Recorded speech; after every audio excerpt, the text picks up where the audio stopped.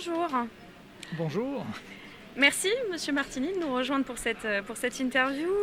merci de nous avoir invités, Je vous en de prie. m'avoir invité. Avec plaisir. Vous êtes responsable du service de diffusion de la jurisprudence au Centre de recherche et de diffusion juridique du Conseil d'État. Voilà. Le Conseil d'État, l'open data des décisions de justice, les rendez-vous transformation du droit. Pourquoi êtes-vous présent aujourd'hui ? Bien parce que ça nous a semblé une excellente occasion, d'une part, d'expliciter notre position par rapport à l'open data, une explicitation qui nous paraissait nécessaire dans la mesure où le caractère un peu sommaire de notre site open data avait pu déconcerter ou décevoir un certain nombre de ceux qui l'ont visité jusqu'à présent. Nous n'avons pas eu d'écho défavorable, mais on se disait que par rapport au site de la Cour de cassation, qui est vraiment un site magnifique, beaucoup plus commode d'utilisation, il pouvait y avoir peut-être une interrogation sur notre attitude vis-à-vis de l'open data, et je voulais profiter de l'occasion pour dire que nous adhérons bien sûr complètement aux objectifs de l'open data, mais que nous sommes particulièrement sensibilisés à l'un des risques majeurs de l'open data, qui est l'obscurcissement de la notion de jurisprudence, et que donc d'emblée nous avons voulu bien montrer qu'il y avait les décisions qui importaient, qui sont pour le Conseil d'État et les cours administratives d'appel, celles qui sont diffusées sur notre site, dans notre base Ariane Web. Qu'effectivement tout le monde connaît depuis longtemps. Du site du Conseil d'État. Et que les autres décisions, celles que nous mettons en ligne désormais dans le cadre de l'open data, eh bien, il ne fallait pas les aborder de la même manière parce qu'elles n'avaient pas, par définition, la même portée.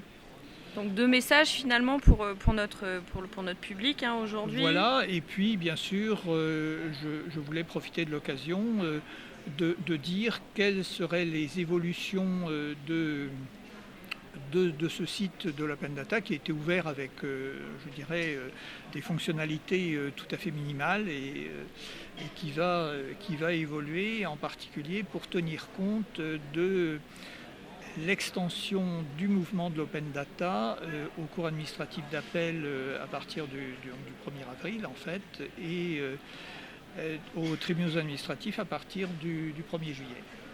Ce qui sont donc les perspectives pour 2022. Ce sont les perspectives pour 2022, et bien sûr nous avons l'intention de doter ce site de l'open data, qui n'en a pas pour le moment, d'un moteur de recherche qui permette quand même davantage une exploitation plus approfondie de ces décisions qu'on va mettre en ligne de manière massive.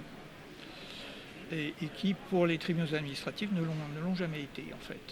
Oui, car effectivement, il ne faut pas oublier qu'on a aussi des juridictions administratives qui sont solides, qui produisent et qui se mettent en accès au contenu par l'open data. Les tribunaux administratifs, c'est 200 000 décisions par an, donc c'est évidemment très peu de choses par rapport aux juridictions judiciaires de même niveau, mais c'est quand même beaucoup de décisions qui intéressent les avocats localement, et puis qui intéressent aussi les autres praticiens du droit. Et les justiciables aussi, d'ailleurs. Les justiciables, sans bien aucun entendu. Doute.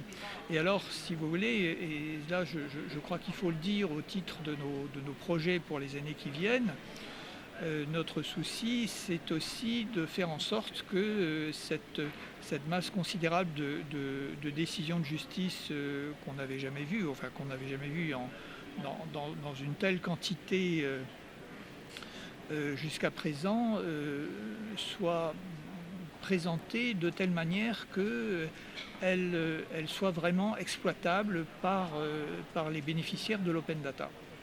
Et on en reparle très bientôt, forcément. Ben voilà, merci beaucoup. À bientôt. Au revoir. À bientôt.